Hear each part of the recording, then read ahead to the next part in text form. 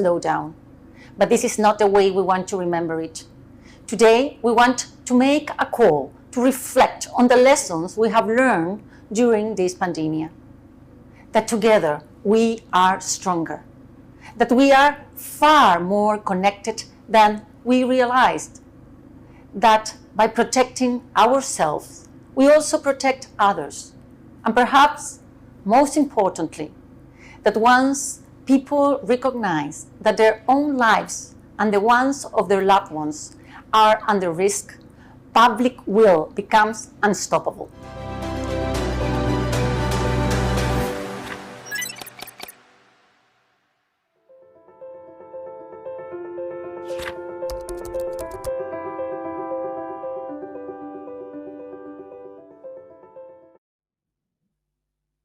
Hello everyone, good evening, good afternoon, and of course, good morning, depending on where in the world you're joining us from today. On behalf of the Scottish Environment Protection Agency, the University of Glasgow, and the Global Footprint Network, a very warm, of course, virtual welcome to the global launch webinar of Earth Overshoot Day 2020. I'm your host for the occasion. My name's Steph McGovern. I'm a business journalist and broadcaster.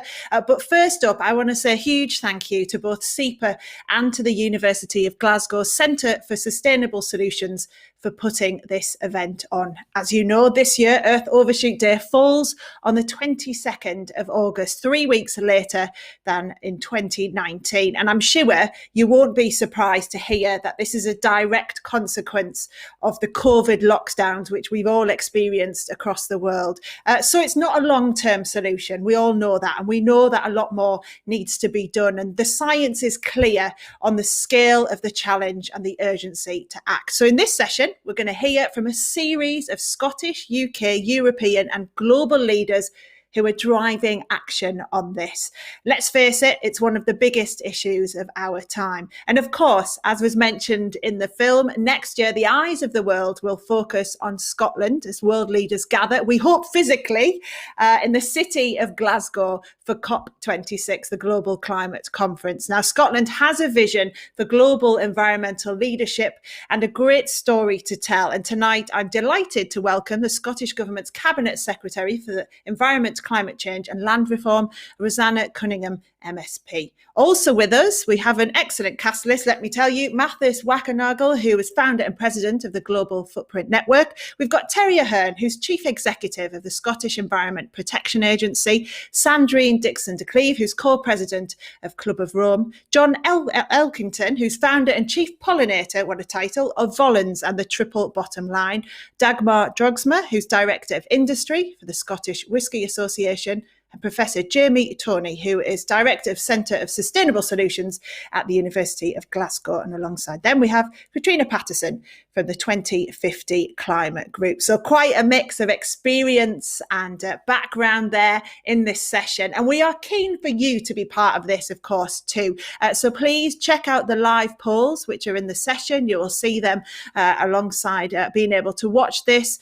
You can make comments, you can ask questions and share as well your views on social media using the hashtag #MoveTheDate. So do get involved with that. I will keep across it as well and make sure I get as many of your questions answered along the way to our fantastic panelists too. Now, before we kick off with our first panel session, we're going to hear from some different perspectives to set some context to this discussion. So we're going to start with Mathis Wackernagle, who's founder and president of the Global Footprint Network. Mathis, over to you. Thank you, Steph. It's a pleasure to be here with you all together, unfortunately virtually. So from January 1st to August 22nd, humanity has used as much from nature as ecosystems on this planet are able to renew within 1 year. Now, how do we know that? Pretty simply, because we have one planet, and the planet provides all life, and about a quarter of the surface of the planet is ecologically highly productive. That provides us most of what we want. And if we divide that area by number of people on the planet, we have about 1.6 hectares of ecologically productive space available. And that should also leave space for wild species. When we then look at how much we use to produce our food, fiber, to absorb CO2, absorb CO2 from fossil fuel burning, to accommodate our cities, it adds up to 2.5 global hectares or more. And it's possible to use more. Like with money, we can spend more money than we earn. We can spend more by emitting more CO2 that can be absorbed, by cutting trees more rapidly than they're being regrown, by catching more fish than restock, etc. So there's an imbalance of our budget. And that's why when we translate that, the ratio is about 1.6, meaning we go 60% too fast. It's like using 1.6 Earth. Or if you translate that in time, it's like using, as I said, from January 1st to August 22nd, as much as Earth can do in the entire day. That's why Earth Overshoot Day falls on August 22nd. But that's just one part of it. The key part of it is actually that we can move the date. It's not a good idea, obviously, to be stuck on August 22nd. Now, when we look at the past, the green part of the graph shows how much of the year was covered by regeneration and how much by depletion. And when we look at the last year, we can see that the regenerative part has grown quite substantially. Actually, our demand has reduced because of COVID about 10%, but it has reduced by tragedy. It has reduced by disaster, not by design. We will have to live within the budget of the planet. That's not the choice. The question is, how? Are we getting there by design or are we getting there by disaster? That's why SEPA puts forward to say we need one planet prosperity, because the only alternative to one planet prosperity is one planet misery. And so the choice is pretty easy. Let's move the date. Thank you very much. Some fantastic statistics there. It's incredible to think, isn't it, humanity using 1.6 Earth. And we'll map this. I know we'll have plenty of questions for you throughout the discussion. But let's hear now from Rosanna Cunningham, MSP, who's Cabinet Secretary for Environment, Climate Change and Land Reform. And she's recorded a little speech for us, and then we'll be participating live throughout the discussion. I'd like to start by welcoming you to Scotland, to the University of Glasgow and this virtual event. Thank you for joining us to mark Earth Overshoot Day, a striking reminder of the urgency of the climate emergency and the need for global cooperation and action.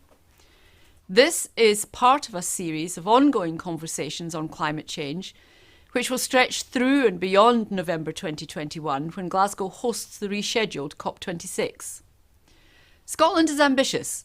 We have set the toughest climate change targets in the world, and we are showing a strength of global leadership that is important right now. The Scottish Government, our agencies like SEPA, who are co-organisers, national and international organisations, public, private and third sector partners, are all coming together this evening to show solidarity in our fight against climate change and the need to use our natural resources sustainably. I'm particularly pleased to see the voices of young people being heard. There is no doubt that young people have been instrumental in bringing the threat of climate change to the fore of public consciousness, and I'm looking forward to the discussion this evening. Our virtual meeting this evening, by its very nature, reminds us of the current challenging circumstances. COVID-19 has impacted our lives in so many ways. It has brought grief and hardship to many, and our thoughts remain with those who have lost loved ones to this virus.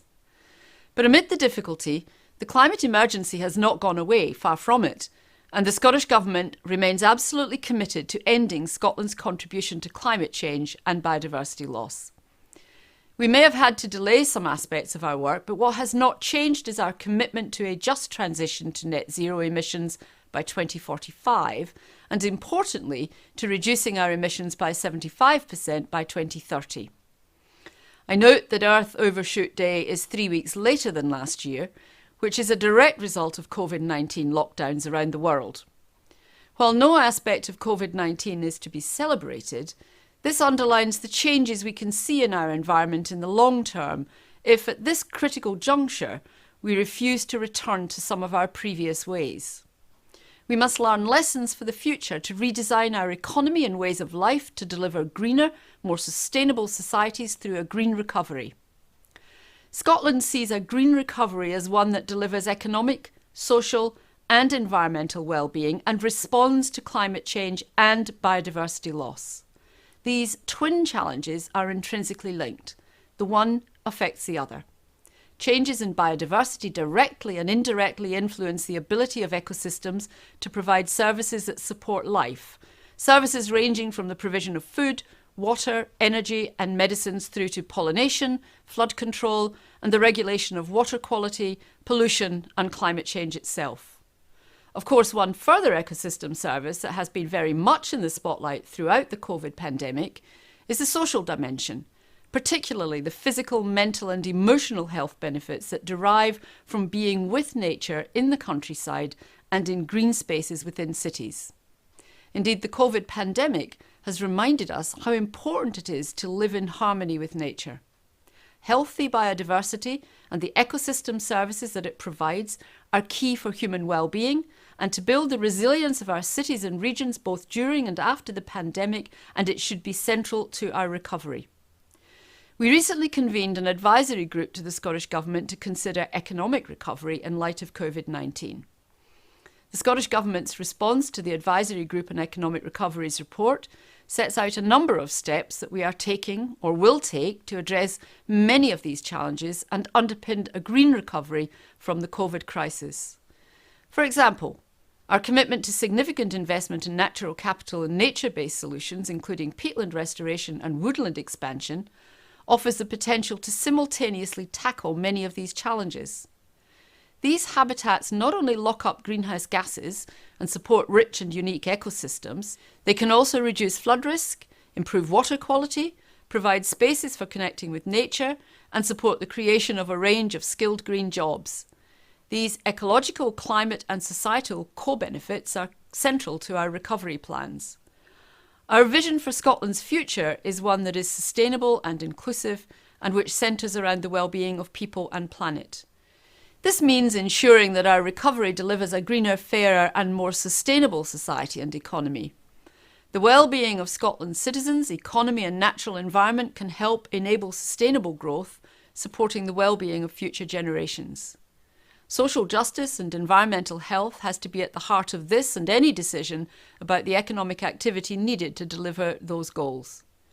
Key to this is developing a circular economy that keeps products and materials in high value for as long as possible and lessens our use of our natural resources.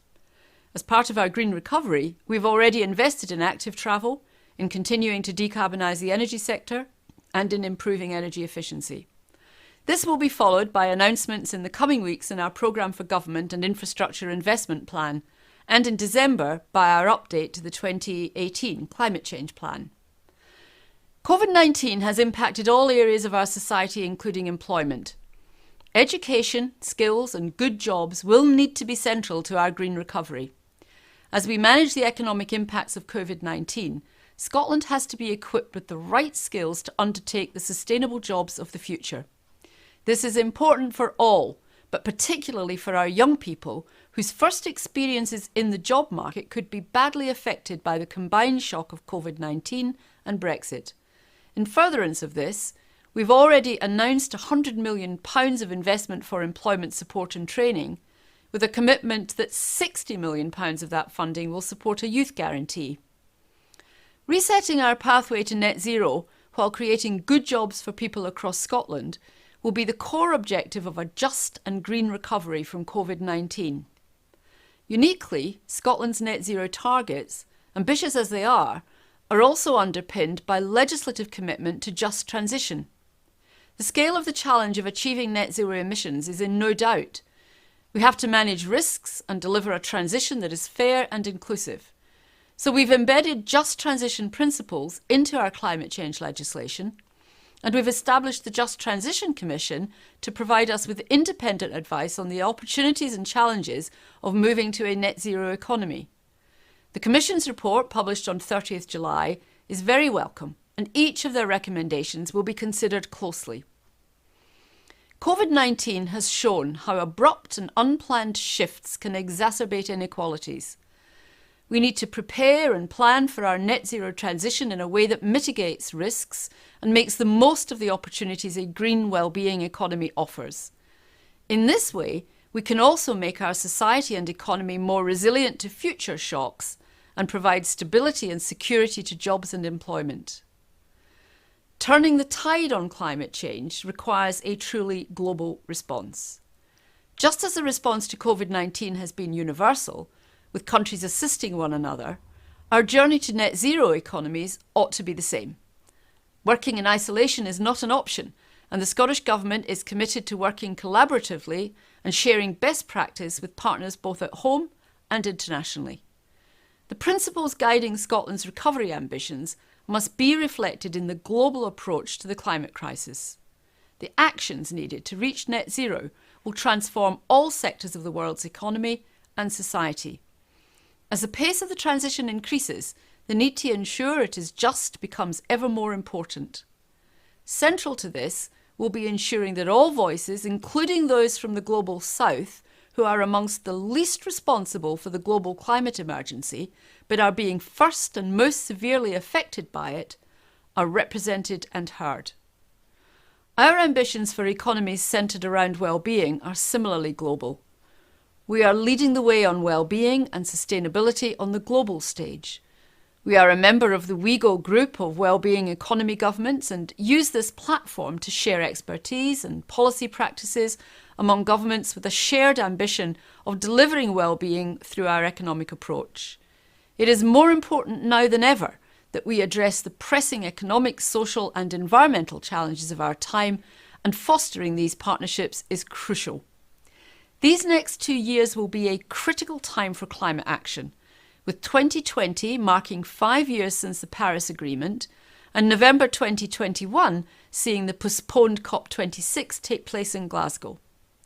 The delay to COP26 must not mean a delay to collective global action to tackle climate change.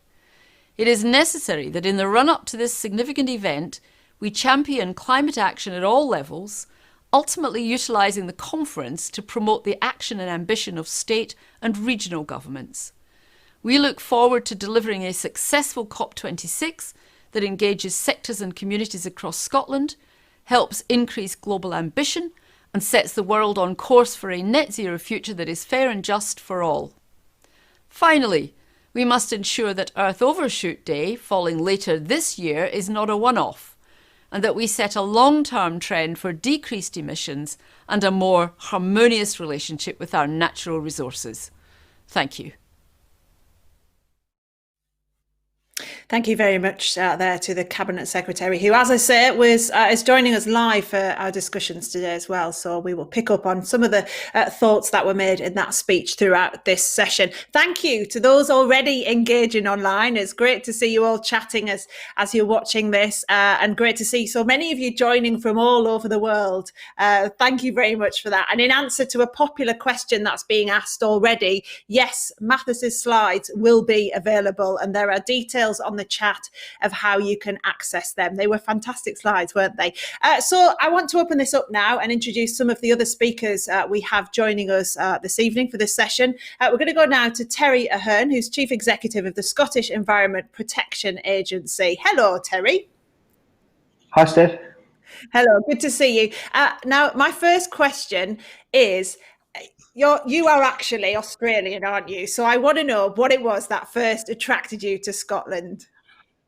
It was the weather. No, it was. I wanted to work somewhere where I could run an EPA that could make a really big difference, not just make an incremental difference. And as you've heard from our Cabinet Secretary, Scotland has huge ambitions, not just to improve the environment, but to do it in a way that creates a different economy. And that means it's a great place to run an EPA. Of SEPA is one planet prosperity, isn't it? So can you just tell me about that and the background to it? Well, if you think about it, our job is to get people to stick to the laws. So people expect us to make a business meet the environmental laws. We do that. What Mathis, simple figure, that one data point, 1.6 times of using the planet from August the 22nd shows us, is that a regulator that makes people stick to the law is not enough. Because if we were to get everyone in Scotland to stick to the law, we've got to do that. That's absolutely critical. But unless they go much further, we won't be shifting that date, and we won't move that overuse of the planet from 1.6 back towards one. So a regulator has to be a partner in innovation. A regulator has to be supportive of progressive businesses and what to do, not just the right thing and meeting the law, but go way further. And it's an ambitious ethos as well, isn't it? And it feels quite unusual for a regulator to be working in this way. Look, I've got a simple test I think every organisation should apply, and it's this: you should surprise everyone you deal with. So it doesn't surprise people if I say that SEPA sometimes works with Scottish Enterprise, the government's economic development agency, to make sure that an investment in Scotland from a business gets done on time in terms of approvals. That's what we do. But it does surprise people when I say that Scottish Enterprise is SEPA's most important public partner in Scotland, and that for Steve Dunlop, their CEO, and I, we are determined to stand side by side with every business we deal with to help them dematerialise and decarbonise what they do through their supply chains. That surprises and shocks people. And when you do that, if you're surprising people, what you're doing is you're not doing business as usual. So one of the biggest mantras in this field, whether it's climate change, biodiversity collapse, Earth Overshoot Day, is business as usual isn't going to get us there. Well, if you surprise people you're dealing with, you're not doing business as usual. And if you don't surprise people, you are, so you ain't doing enough. Yeah, we've got a question in from Jane who's watching, who says, so a regulator is pushing for changes in law or changes in practice, or is it both? Well, it's both. The Cabinet Secretary and Government and Parliament set the laws. So it's a bit like football.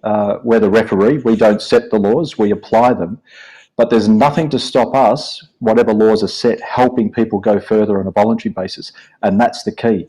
And for us, if 80% of what we do is getting people on a voluntary basis to go even further than the laws that are set, and Scotland's got very high standards and ambitious laws, as the Cabinet Secretary said, that's where we'll make a really, really big difference.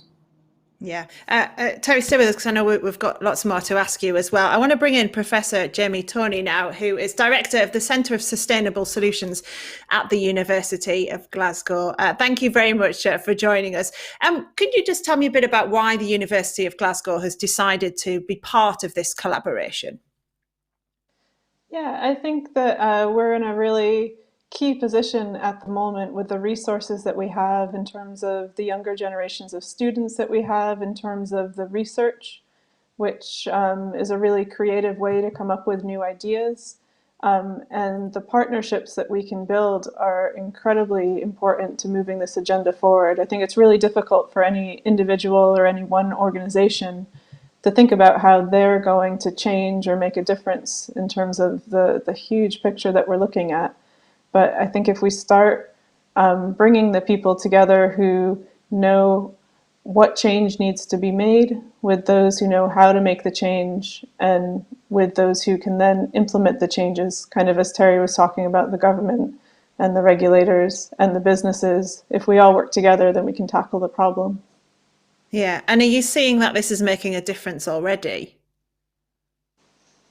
I think I am. I mean, there's huge positivity and huge goodwill for everybody that I speak with, that they want to make a change, and that hasn't been hampered at all by COVID-19. COVID-19 is certainly a disruption that's happened, but I think the goodwill, we're working quite a lot with the Glasgow City Council. They're leading a number of initiatives, and we're leading a number of initiatives to work on everything from energy to the waterways, and thinking about how citizens and communities in Glasgow actually contribute to the solutions to this problem. Yeah. And again, Jamie, if you could sit tight for me, because I just want to bring in some of our other panelists, and then we'll come back to you with some more questions. Do keep sending them in. Thank you for those that have already been sent in on the chat. I'm going to bring in Sandrine Dixon de Cleve now, co-president of the Club of Rome, which coincidentally was co-founded by a Scot, the scientist Alexander King. Sandrine, you're joining us from Brussels today, aren't you? And you're hot off the heels from another European Earth Overshoot Day event earlier today, aren't you? Which I heard went fantastic. So I'm expecting great things from you, Sandrine.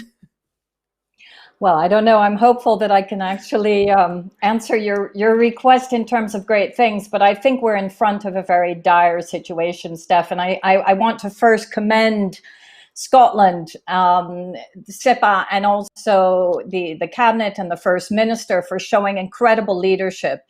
I think it's really important as we look at what's happening in terms of COVID and the link with the convergence of two other tipping points, biodiversity loss and climate, that we bring these three together during this time, even though it is difficult and we are focusing on our livelihoods and living in particular as we're facing the pandemic that's before us. And the reason for that is some of the references that were already made by the Cabinet Minister and also by Terry and others, which is that we can learn from this COVID moment in terms of how we can actually transform and innovate.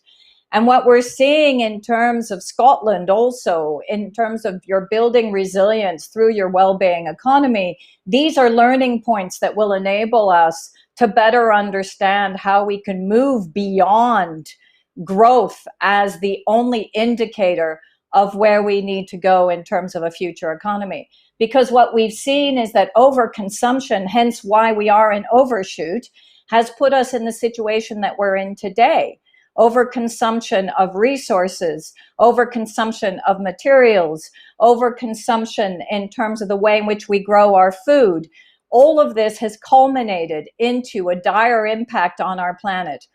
What we often say at the Club of Rome, and we have been saying for the last 50 years, is that we are no longer in an empty world. We are now in a world of 7.8 billion people who are all actually asking for the same level of prosperity that we're seeing in the North.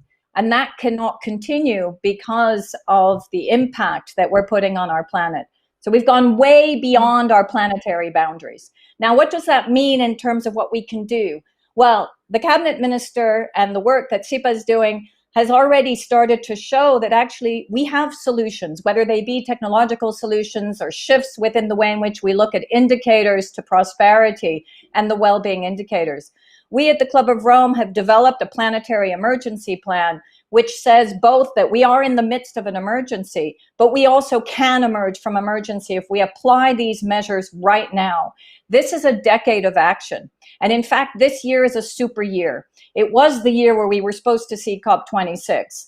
And I think that under Scottish leadership, we can continue to see how we can apply new economic indicators to ensuring that actually we can meet our climate goals and our climate targets. Because without those indicators, we will not meet them. Maybe my last point would be, Steph, that actually I believe that most people do not want to go back to business as usual. That the surveys have indicated very clearly that actually our future is moving forward, that people want access to bare essentials, that people want to feel that actually they are healthy, that they have access to jobs, but they don't necessarily need to have 3 cars to make them happy, or even 2, or even 1 in some cases, as we see the youth is actually very much moving away from an economy based on consumption. Yeah, I mean, you paint an incredible picture there, and I think you're right. So much there, again, that I know lots of people have questions about. I'm going to bring in the Cabinet Secretary again now, just for more of a chat on this, because Cabinet Secretary, Scotland was one of the first nations, wasn't it, to declare a climate emergency and set ambitious targets. And of course, we heard there more about the investment that's going to come from Scotland on this. Why do you think it's important for small nations to be ambitious on this?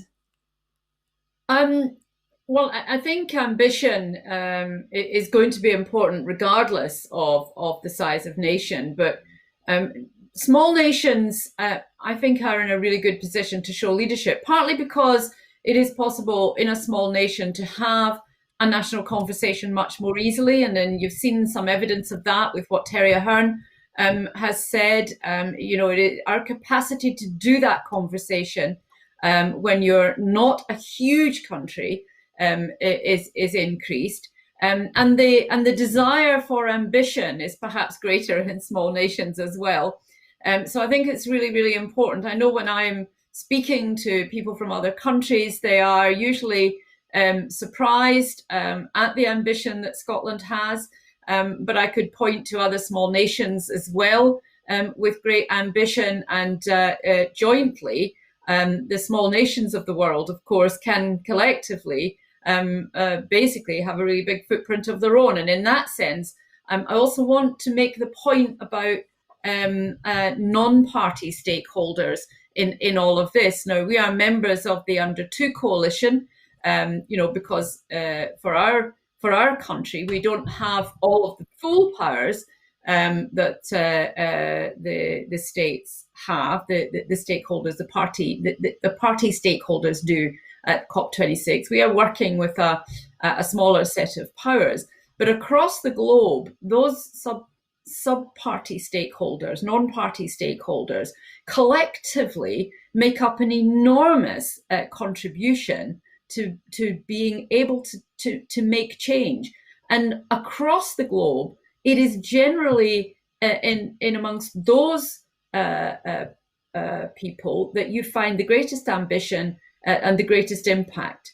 And that's really telling. And there may be a lot of different reasons for it, but I think that maintaining that ambition when you're a small nation is incredibly important. You become an exemplar. There are things that Scotland has done where we are still the only country to have done it. I mean, paradoxically, Scotland, as far as I'm aware, is still the only country where I, as the government minister, have to stand in front of my parliament every single year and report on our annual emissions reductions. It's fixed in legislation. No other country does that. No other country has put just transition principles embedded into the drive towards climate change. So I think that small countries can be exemplars. I know Scotland has done that in a number of areas, and that other small countries, are equally as ambitious. Would that some of the larger countries would follow that same ambitious desire? Yeah, and I'm going to come back to leadership of other countries in a moment. A couple of questions just coming in as well, just asking Cabinet Secretary about the reporting system that the Scottish Government used to track its progress on the country's ecological footprint. What is it? How are you monitoring it, and how are you making sure that it is making a difference?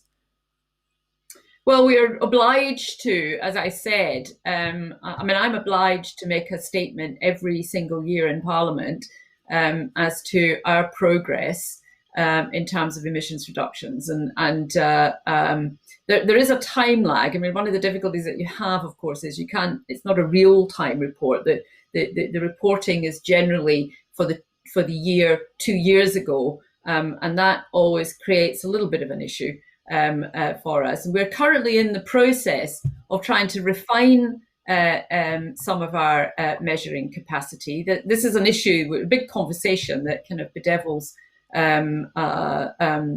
most reporting systems. How do you refine it? We are looking very carefully at how we align, for example, our budget and our climate change ambitions as well, so that we ensure that across government is actually brought together, because there's another area where it can sometimes go adrift. So there's a lot happening and a lot currently changing because we are trying to move to a better and more efficient way of expressing it. That is, I think, a conversation that is probably A, going to continue, but B, will be happening in many other countries as well. Yeah, thank you. Sandrine, can I bring you back in? I just want to ask you a bit about, we saw in 2015, didn't we, the Paris Climate Agreement. It was signed by 197 nations around the world. But since then, it really feels like, the attitudes from different countries, from heads of state, have kind of really diverged, haven't they? When you compare, for example, Donald Trump with, say, Nicola Sturgeon, of course, or Jacinda Ardern. How do you get consensus, do you think? So I think we've actually, and this is the very good point that was just made by the cabinet minister around non-state actors, because I think what happened in Paris is that we saw the power of non-state actors, and non-state actors also included local authorities, for example. I think now we are in an age where we realize that real impact is also going to come from leadership elsewhere, not just heads of state, unfortunately. And that means that we have, for example, 1,700 jurisdictions from across the globe in 32 different countries that have declared climate and planetary emergency and that are putting in plans of action. We have local authorities like the government of Amsterdam that are in the process of putting in place a donut economic model that very much is centered on well-being. And we're starting to see that there are many more local authorities, whether it be in the United States. Most of the states actually are doing much more in the area of climate action and also biodiversity preservation than at the national level, clearly, as we're seeing with Donald Trump. So we cannot despair. I think we need to remember that actually we have paid too much attention to heads of state. And we've paid too much attention to the national level. And this is something also that the youth are reminding us, that the voice of the youth and the voice of so many different actors, including the business community, by the way, if we look at COP26 and the fact that it's been postponed, what we're still going to see under the leadership of Nigel Topping, who you saw as one of the videos in the very beginning of this program, which is that we're going to have net zero dialogues for 2 weeks, some of them taking place in Glasgow and elsewhere and virtually. And we're going to set up the initial day around what does a system look like in this new decarbonized world, also post-COVID. We will have very deep conversations and actions that will be put forward by different sectors, industrial sectors, in order to really revolutionize and transform these sectors. That's why the just transition work that's being done in Scotland and elsewhere, also at the European level where we have a just transition fund, is so important, so that we can start to put aside the necessary funds. Some of them, by the way, that are going to come from the elimination of perverse subsidies to fossil energy and agriculture. Others which will be new funds, but the finance sector is telling us they have the money. It's a question of reallocation of those funds to green projects, to green technology. I often say it is not the lack of solutions that are stopping us. It is often the political will in some nations that is trying to halt progress. And I think we need to remember that if we're going to build back better post-COVID, we have no other option than to embrace a new type of economy. Who knows what this pandemic is going to leave us with? And don't think that actually this will be the only pandemic, because there will be more and other crises. So to do that, to emerge stronger, we must put in place new economic indicators and new frameworks to enable us to be more resilient. Yeah, again, definitely stuff we want to pick up on there. Sandrine, thank you. Can I bring in Mathis back in now? Because I know, Mathis, you want to add to this, don't you? Thank you. I think one of the big misconceptions actually is that global agreement is absolutely needed. Of course, it would be beautiful to have global agreement, but waiting for global agreement is not a good business strategy. It's like when you sit in a boat, you see a storm come. Why would you say, I will not fix my boat until everybody else is fixing their boat first? Actually, without agreement, the case for action is even stronger. And that's why I look at Scotland with great joy to say, yeah, they recognize they're in a boat.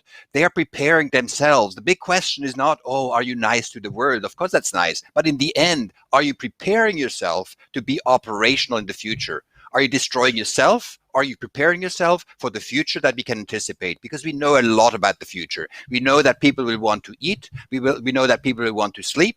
We know that people want to be safe and move around. And we also know there will be climate change and resource constraints. And so those who have economies and infrastructure that are able to operate in that context, they will be able to do quite well. So waiting for others is just the worst business plan. It's really interesting you say that, Mathis, because it kind of sometimes goes against common sense to think, oh, you need agreement. But you're right. You know, I see it as a business journalist. Businesses, the ones that do well are the ones that don't let all the kind of uncertainty and the waiting for agreement paralyze them. They instead go and do what they can do. And it sounds like that is what's needed. And talking of business perspective, sorry, go on, Mathis, we wanted to add to that. No. And we just did actually an ebook with Schneider Electric that 140,000 employees, global company. And And they recognize that in order to avoid your own obsolescence, you need to ask this core strategic question: are my offerings, are my products and services enabling humanity to succeed? And succeeding means that we all want to thrive within the limits of our planetary budget. And if your business can affirm this and say, yes, we help humanity succeed, you avoid obsolescence. And all the others, they're planning for their own obsolescence. So actually, sustainability and business case are much more tightly related than people believe. It's not about a noble cause. We seem to like noble because it sounds so noble, but in the end, it's much more about necessary. It's a necessary ingredient without which we're moving towards misery. Yeah, which is a perfect point to bring in John Elkington, who is an experienced businessman, of course, but also the creator of the triple bottom line concept, people, planet, profit. John, do you think business is getting this now? Steph, I think the simple answer is that leading companies, leading businesses do understand that the world is very different and they're going to have to change with it. And I look at somebody like Paul Polman, who was the CEO of Unilever, who was originally chairman of the Richard Branson's B team with about 20 leaders. He was chairman of the World Business Council for Sustainable Development with about 200 businesses. He's now been invited to chair the International Chamber of Commerce with 45 million businesses around the world. Now, that includes a lot of people who haven't even begun to get the message, but nonetheless, I think there is momentum building. And there are several reasons why I think that's going to continue, despite COVID-19, and in some ways because of the pandemic. And the first is that younger people bring a very different set of values into the workplace now. Now, they're going to struggle to get into the workplace very often for the next couple of years, I suspect. But nonetheless, their values will not, I think, materially shift. But much more urgent for business leaders is that the financial markets have finally, after a very long time, are now waking up to this whole agenda. And you hear a lot of talk about environment, social and governance, or ESG investing. And interestingly, ESG investment has done better through the pandemic and the recession that it's triggering than normal forms of investment.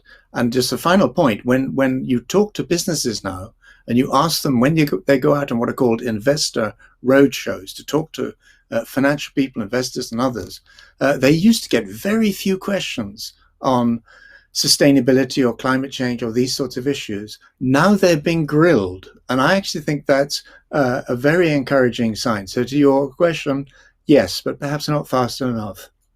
Yeah, it's interesting that because, John, a lot of my work now tends to be chairing sessions about ESG and about, what companies are doing. For example, yesterday I was doing one with the insurance sector talking about, using recycled car parts. Maybe if someone's had a car accident, instead of just always going for the new thing, you look at recycled. And it is really interesting because it feels like it's gone from a box ticking kind of corporate social responsibility thing to actually we can make money from this as well as doing a duty of sustainability. I think so. And I think one of the things that's happening also alongside the business awakening is that business schools, which actually have been laggards in this, I mean, there have been exceptions to that rule, but they've been very slow to pick up on the fact that the future is going to be very different. So they've been continuing to train people for the old order. I was on a call earlier on today to a business school in Japan, and they're positioning themselves as a business school for the 22nd century. Now, we've already heard various people talk about ambition. I think Scotland is suddenly extremely exciting, and it's only partly because it's a small country or a smaller country. And I think it's fascinating now to see not just smaller countries, but cities and urban regions starting to pick up on all of this. But in the end, it has to be business that takes the lead, and business leaders have to be trained in the right way. So I'm actually extremely optimistic, weirdly, at the moment, probably more so than I have been for about 5 to 7 years. Yeah, that's fantastic to hear. Before I let you go, John, can I just ask you then, for anyone watching who is a business owner or someone in business who wants to make a difference, what would your advice be in terms of tackling this and pushing more of a case for it? Well, for 20 years, people like me have tried to bring the outside world into the world of business, into boardrooms, into C-suites and so on. And that was originally people like Greenpeace, Oxfam, those sorts of things. And I think businesses still have to do that. But actually now it's flipping. And my advice to companies of all sizes, all sectors, in all geographies is, for God's sake, get out more. Go and talk to some of the people who are creating the future. That isn't simply NGOs. It might be SEPA. It might be, the Scottish Enterprise Agencies. All sorts of people are starting to experiment and innovate, as you well know, Steph.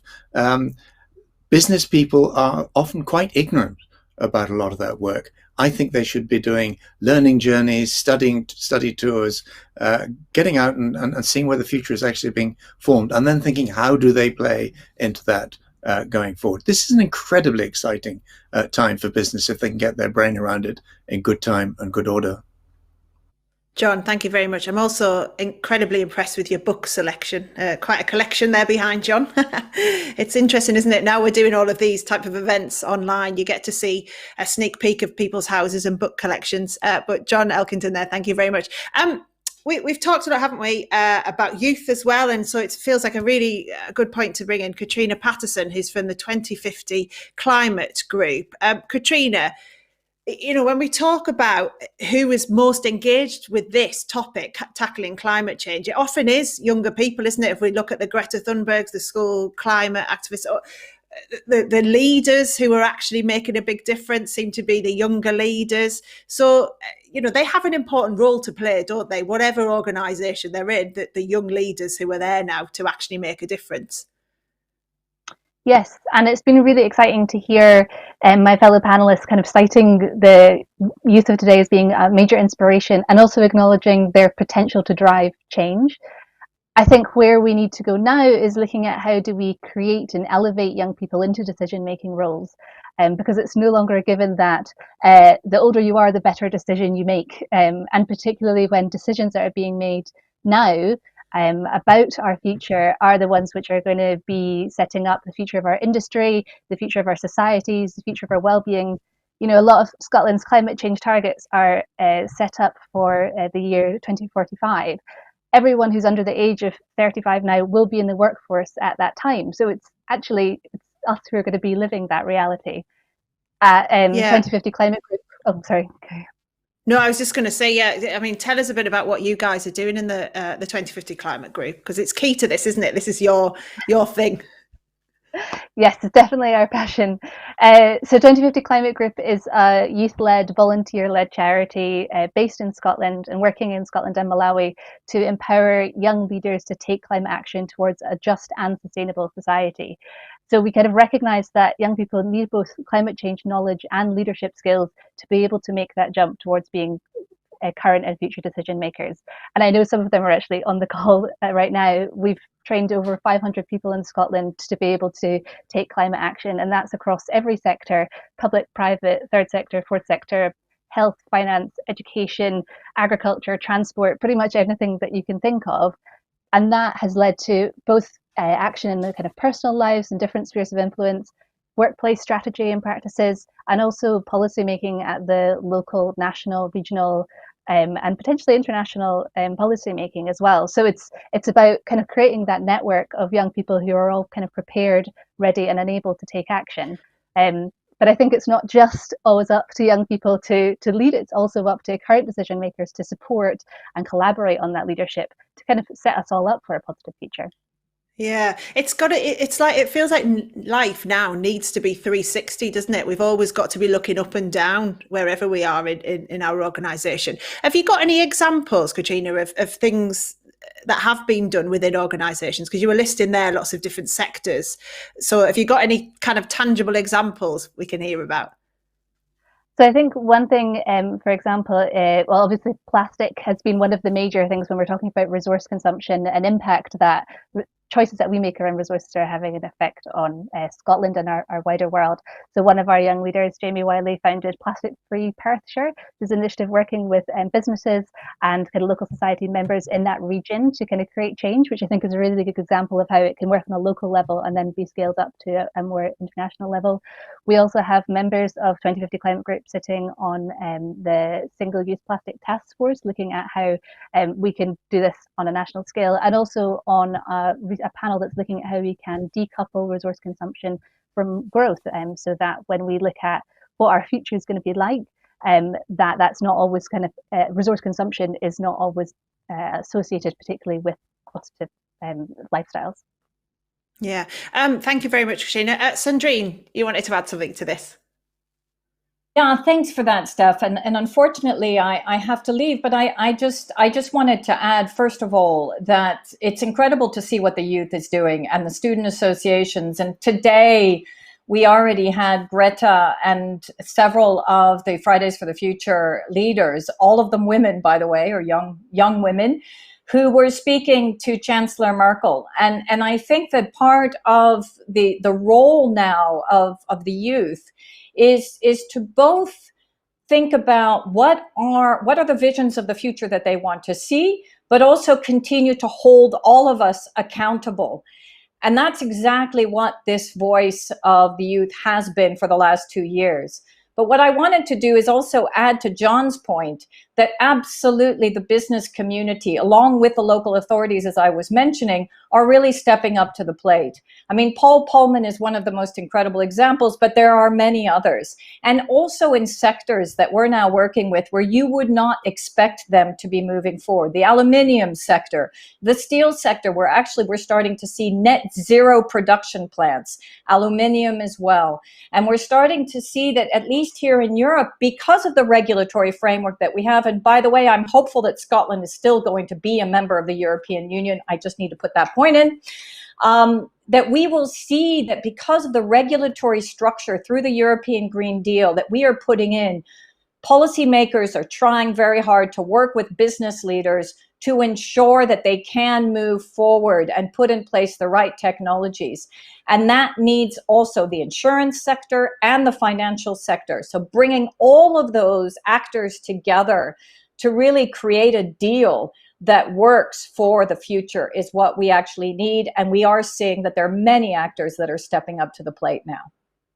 Yeah, Sandrine, thank you so much, and thanks for your time taking part in this session. And you were great. Thank you for inviting me.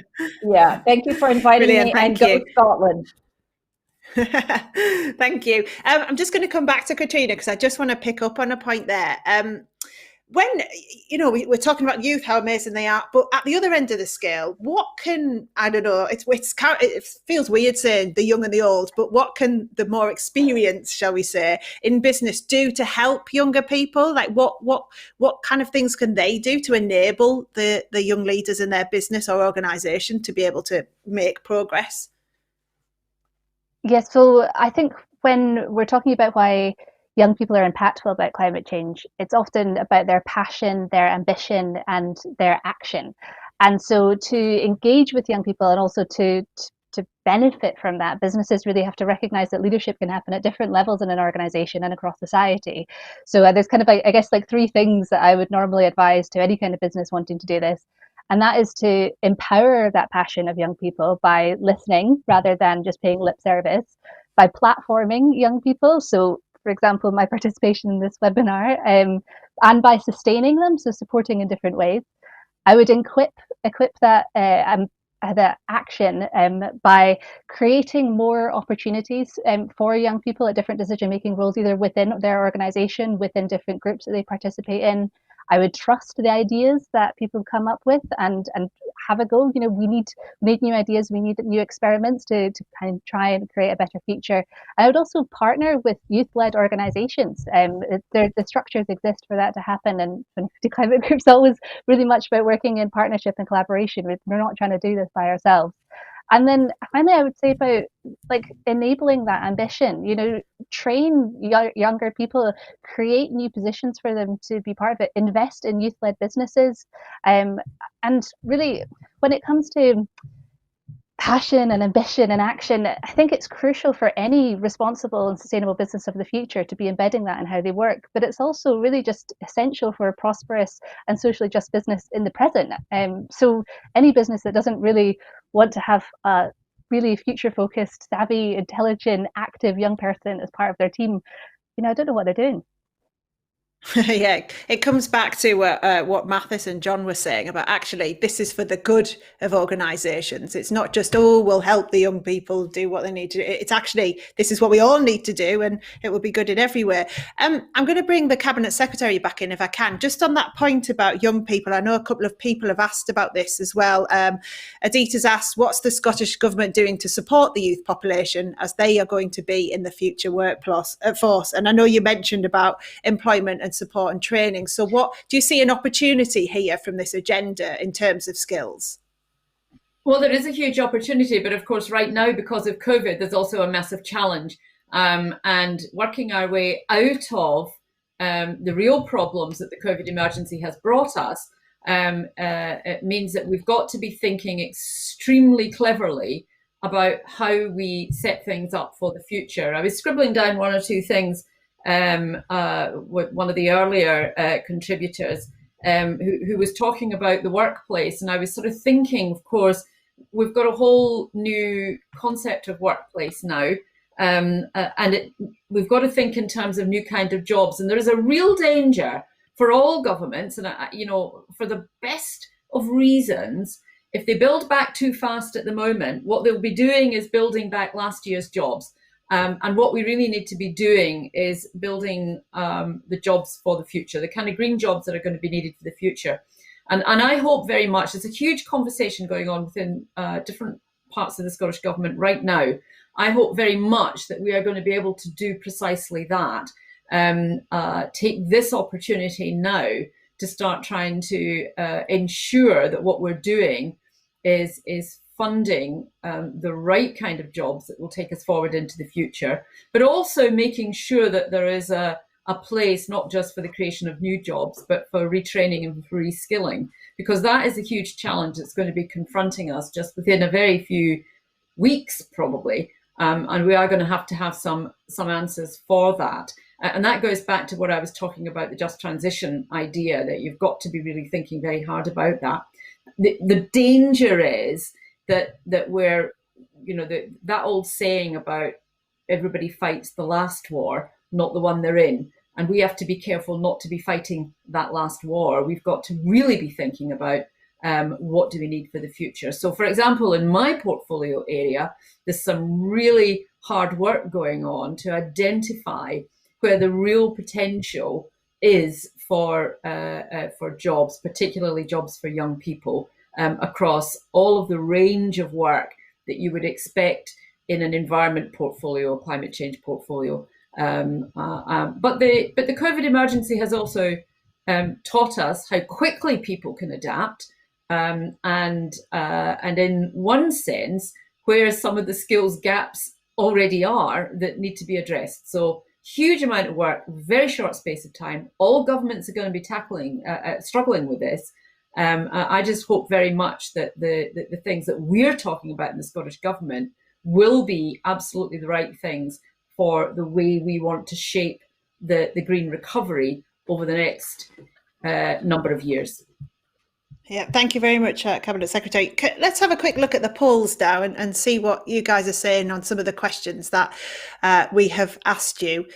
Those should pop up on the screen and we should be able to just run through some of the questions that you've been asked. There we go. So you can see the panelists as well. So do events like this help to change our trajectory? Ooh, kind of half there, 49% agreeing, 49% said maybe, 2% disagree. Do you think the world will move at an accelerated pace and tackle climate change at COP26 in Glasgow next year? And then there's some thoughts on that. If each country and city recognises that climate action is their own interest, the biggest there is if we take action rather than wait for global agreement. That comes back, doesn't it, to Mathis's point earlier on about not just waiting for everyone to agree. We actually need to get on and do what we can now. Let's have a little scroll down and see what the others are saying. Innovation and collaboration by public and private sector can cause suspicion. Is it right that the government, public and private sector partners work together? Overwhelming yes there. I think that comes back again to what we've been saying about collaboration and what areas should universities prioritise to help drive change. The big one there being building capacity through education, which comes back to what the Cabinet Secretary was saying. Let's go back to some more of our panellists now. I'm going to bring in Dagmar Drogsma, who's been watching. She's Director of Industry for the Scotch Whisky Association. Thank you very much for joining us. As a global business that exports something like, 1.3 billion bottles of Scotch every year to most of the nations who signed up to the Paris Agreement, I just wanted to ask you, what is the business case for sustainability, would you say, from your perspective? Obviously, we've heard a bit from John, but from the Scotch Whisky Association, what would you say is the drive for sustainability? Well, sustainability is just really important for our member companies, and they represent about 95% of the Scotch whisky companies that we have in Scotland. So SEPA tracks 33 sectors for their compliance on environmental law, and for years now we've had the highest performance rate. But that's not enough. So since 2009 we had our own environmental strategy, and that sets targets for issues for which there are no legal targets. So, for example, for reducing fossil fuels and energy use, for water efficiency, and also for dealing with packaging materials. At the moment, we're doing a review of that strategy, and you will not be surprised to hear that that will focus very heavily on how we can go to net zero as an industry. And also on that, we want to be a leader. Another point that was mentioned by a couple of speakers is that you cannot do that on your own. So we are looking at our whole supply chain. And as an example, barley is a really important ingredient for our whiskey. So we're working with the farming sector, with maltsters, with scientists in the International Barley Hub, and also NGOs who we see as our critical friends to see how we can do and use that product sustainably and incorporate that in our whiskey. And then just directly to your question about the business case, for us, there are two key elements. So one is that the reputation of Scotch whisky brands, so individual companies, but also as a sector as a whole, is based on good environmental practices and environmental leadership. And the second element very much relates to that, because we see worldwide that customers' demands are changing. So more and more our customers ask for a green product. And we fully anticipate that in, say, 10, 15 years, customers will not want to pay top dollar for what is a premium product if it is dirty. So if you consider that whiskey at the moment, say, that is made today may only be on the market in 10 years' time, then clearly you've got to take action now. You can't wait.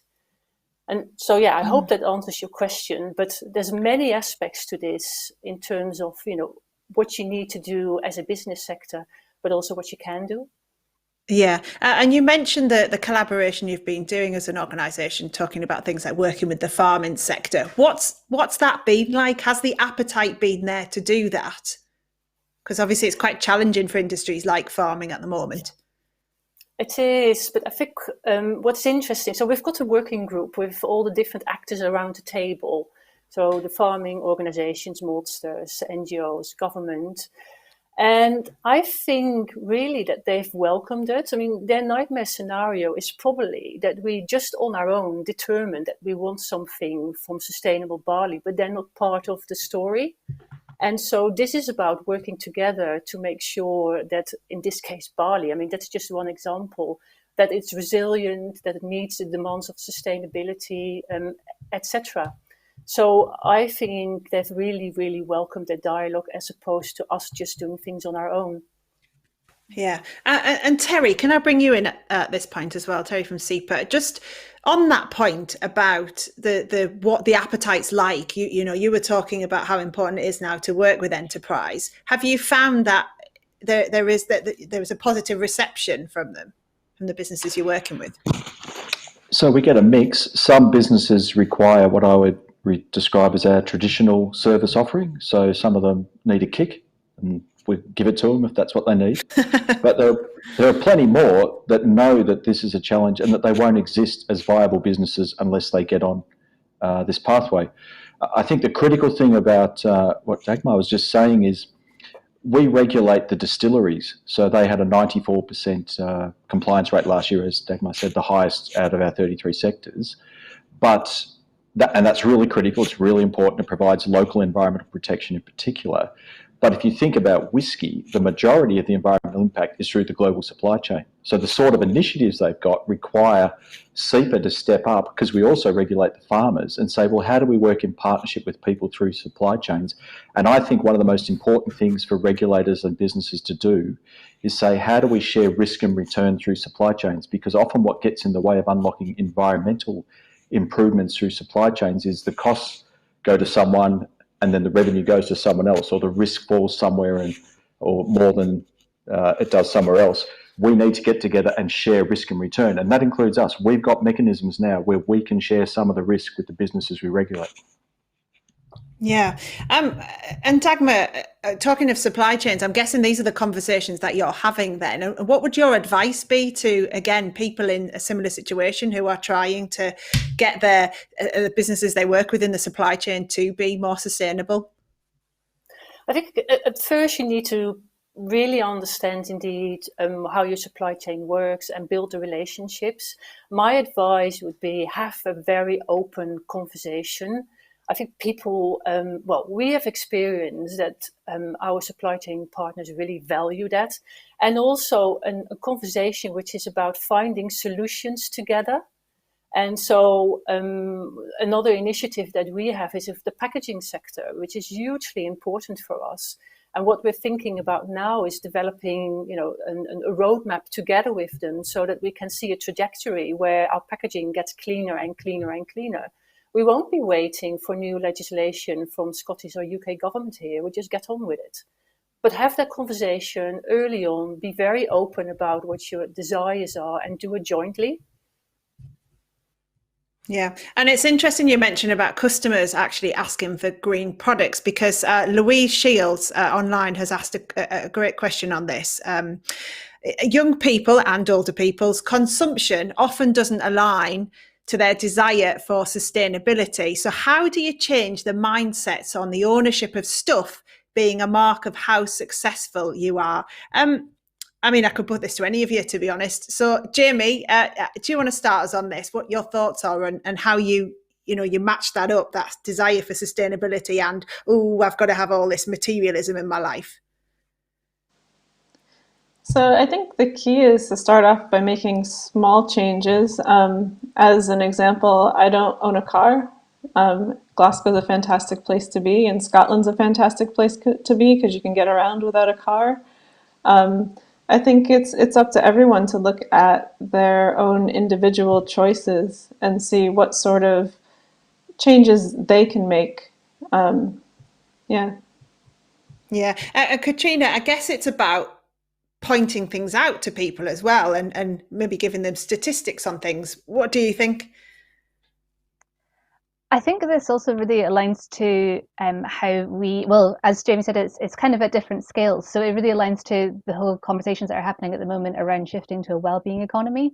So at the moment, we, through using a GDP-based metric of success, we automatically bake that in, like economic success and consumption and having stuff as being something which is something to aspire to.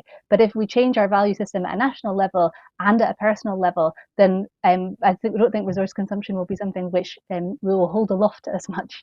I also think that you balance, when you're talking about shifting personal decisions, you also have to think about who is able to make those decisions, because often to have a more sustainable lifestyle is also more expensive, and it's not accessible to people who are otherwise suffering hardship, particularly at a time of COVID-19.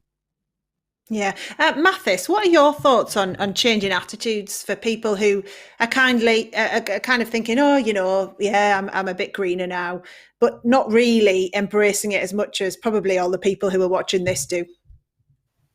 I think the core really is, do people feel they have skin in the game or not? Or do they just watch from the outside? If I just could ask one thing, what's the one thing? I would say give up saying should. Because when you say should, it will never happen. If you say, oh, we should drive a little less, that's not very inspiring. But if you say, what do you really want? What do you love? I want to live in a city without cars. That becomes your passion. That becomes you.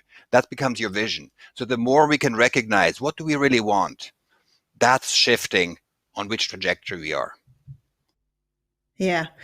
Loads of comments and things coming in here. And we've got questions about population, whether that's an issue. Carlos is talking about maybe we need to think about the concept of degrowth. Any thoughts on this?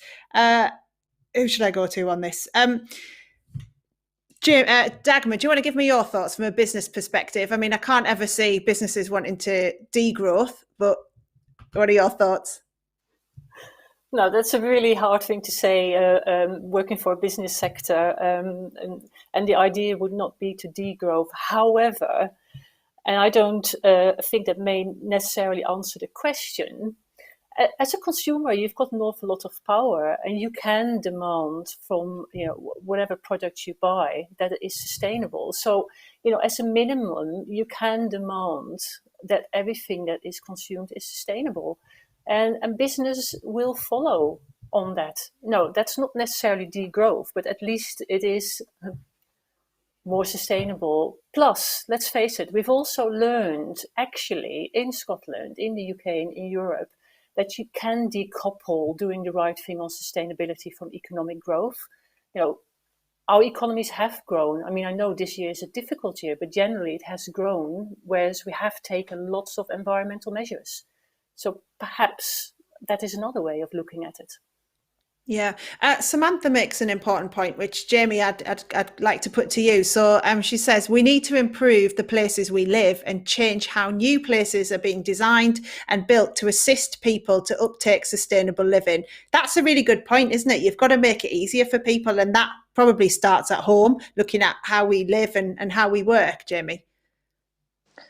Yeah, I think that's absolutely true. It comes down to some degree to personal choice, and it comes down, as you were hinting at before too, around education. So we need to make information available to people about those choices that they're making so that they can make informed decisions about what they're doing too. And I think the university plays quite a strong role in that sort of thing, where we have so many students coming through and so many young people. We just need to find ways to communicate with the community and with the students and get those messages out so people can make informed decisions. Yeah. I mean, there are some people making the point online about how, individual consumer choices make a difference, but still, it's a handful of industrial polluters that are having the greatest impact. Jamie, have you got any thoughts on that?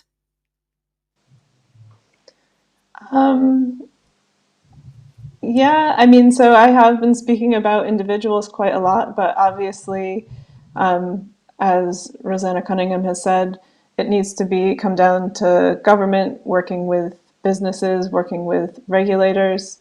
I think everybody, as Mathis said too, has skin in the game. They need to recognize they have skin in the game, and they really need to become part of this movement to make the planet a better place for all of us to live.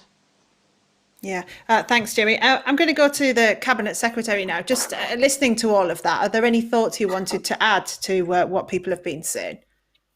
Oh, Lord, I could go on for ages, and you don't have ages. I just want to pick up a couple of things. First of all, on the issue of individual behaviour change and personal choice. So I think this is important, but we are in danger, I think, of overloading it to a point that is unsustainable. Sorry, that wasn't really meant as a pun.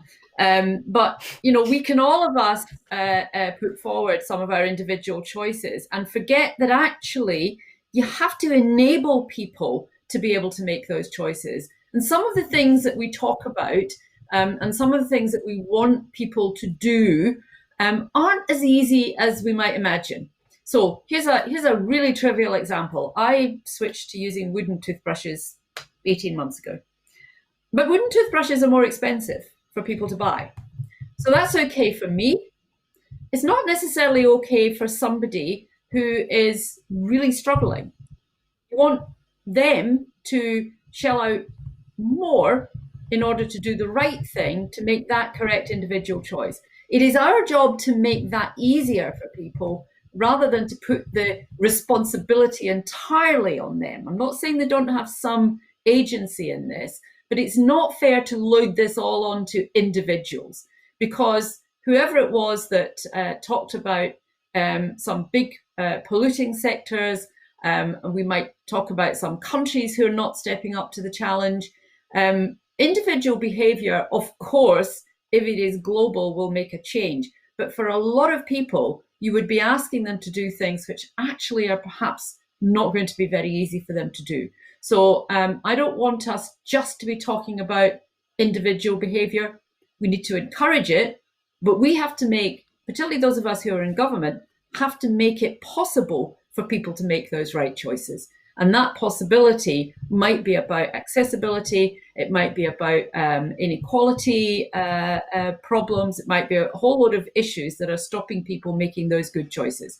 So I just caution everybody about thinking this is really just about multiplying 7.8 billion individual choices and then we get the magic answer. I'm not sure that's how it is going to work. Secondly, to go back to some of the things that were said earlier, I think partnership is really incredibly important. That undoubtedly governments set a kind of agenda, but we are not going to be able to do this on our own either. Governments cannot do this on their own. The private sector is absolutely vital to this, and that partnership has to take it forward. And I know that sometimes results in some uncomfortable conversations, and there's some thinking out there that would prefer us, not to do that. But I don't see how in reality it is possible for governments alone to achieve this. So we are all of us, all sectors, and as individuals as well in this together. And I think the key thing is that we don't become discouraged by the challenge. And I think there is a danger that we do become discouraged by the challenge. So I would say that the big thing we need to take from this is not to succumb to that discouragement, that sense that we may as well give up, because our individual effort, our little nation's work, our little bit of input isn't really much more than one bean in an entire mountain of beans, and we're the only ones that are doing it. And I think so we've just got to manage all of that. And it is really, it's tough, but there's a really good prize at the end of it. And so I want to try and stay, and who was talking about this earlier? I want to try and stay as optimistic as possible about this, but we've all got to be part of it. Yeah, that was John's optimism, wasn't it, earlier? Thank you very much. Mathis, you started the session off for us with your fantastic speech. Do you want to just give us your summation of things from what you've heard? It's hard to summarize, obviously, but in the end, measure what you treasure. If we really treasure a future, a one planet prosperous future, we got to measure it. And that's why I would like to commend the Scottish government as well. That's why we're so excited to be in partnership, because of three key things. One is they show their necessary ambition, and there are too many other places where the necessary ambitions are not even shown. Second, what is particularly impressive and quite unique, unfortunately, it should be universal, is that I see a collaboration across various departments. It's not just the seventh wheel on the wagon, which is called the Environment Department. It's actually a collaboration between business sectors in government and with competitiveness strategies and health and well-being and environment all coming together. And the third thing that is even the most impressive part is that so many places have heard ambitions and they quietly fall off the wagon. Scotland actually has delivered 47% reduction in CO2 emissions since 1990. That's impressive, and it's needed. And so that's why it's exciting. I think bringing it back to basic numbers, it's not just a noble thing, it's a necessary thing. Yeah, Mathis, thank you very much. And thank you to all of our speakers. So many different thoughts to come out of this session, hopefully, and lots for you to continue talking about. You know, we talked about there isn't a lack of solutions out there. The problem sometimes in some particular countries is more the leadership. But don't wait for agreement, because we can all do our bit. It's about enabling people. It's about collaborating. And as Mathis said there, measure what you treasure. So thank you very much to all of our speakers. We're going to have a look at the live polls now and see what the results are from the questions you've been answering for us. Again, thank you so much for taking part in all of this. What more do we need? What more do we need than robust scientific data for making the case for climate action? The clear winner there is clear pathways and solution. And then we've got things like financing for climate action, which was, of course, something we talked about. Other questions we've asked: who can most effectively drive change? And there's a fair mix there between governments, business and citizens. So we've all got a role to play, I think, is the point from that one. Has the world moved fast enough since the Paris Agreement to challenge global climate change? And overwhelmingly, there's a no there, but I think we're all in agreement. But it was great to hear, wasn't it, some of the optimism from Sandrine, also John, talking about changes and growth in business in this area. It's less of a box-ticking thing and now more something actually businesses want to do as well, and organisations too. But thank you so much for everyone who's taken part. Thank you for all of the questions that have come in as well. Thanks for those of you who are just watching at home, quietly taking it all in. It's lovely to have you as part of all this. Just to remind you, of course, this Saturday is Earth Overshoot Day. Whether you're a business, a public sector organisation, a person who's just keen to do more, check out how to measure your personal footprint. The resources are available at Footprint Network, or one word, .org. Now, tonight's event is part of a series by the Scottish Environment Protection Agency to mark Earth Overshoot Day and to the hashtag Move the Debate. On Monday evening, politicians from Scotland's 5 Scottish political parties will join a webinar debate with Terry, who we've been hearing from SEPA, Mathis, of course, from the Global Footprint Network, in a session chaired by Dr. Poonam Malik from the Scottish Enterprise and the University of the Highlands and Islands. You can register for that event now by following the link at sepa.org.uk, or you can follow the link we've just shared in the chat as well. There's actually a lot of information in that chat, so if there's anything you would like to perhaps see again, if you want to see, for example, Mathis' slides that he used, there's a link someone's put in the chat for those, so do feel free to access all of that. And thank you again for joining us. Remember, of course, share any pledges you make or any opinion you have online across social media using the hashtag Move the Date. And yes, it has been great to be part of this. So thank you very much for having me as well. And hopefully we'll all be continuing to do our bit. And next time we talk about this, we'll have moved the weeks further on. But thank you very much from me, and do take care. Thanks.